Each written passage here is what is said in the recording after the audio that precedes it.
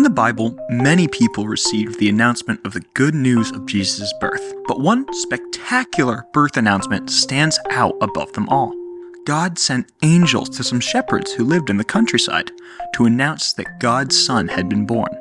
In an awesome display of heavenly light, a choir of angels sang about the glory of God. It was an incredible sight. But shepherds were not special. In fact, people considered them to be dirty and rough.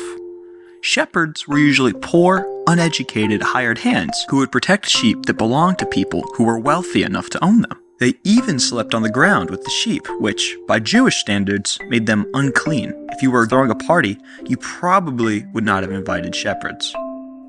There was a boy named Jaden who was about to turn 8 years old. He and his parents lived in a small but comfortable home. Since they didn't have a lot of space, Jaden's parents told him that he could invite 4 friends over for a slumber party.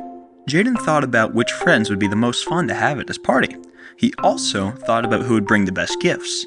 And he thought about which friends would behave in ways that his parents would approve of. Jaden was selective about who he invited to his party. But God chose people who were outsiders, people who didn't have a lot to offer, people who probably weren't invited to very many parties, people who others thought of as unclean. God gave them the most amazing announcement ever given, and included them in the most important celebration in the history of our world.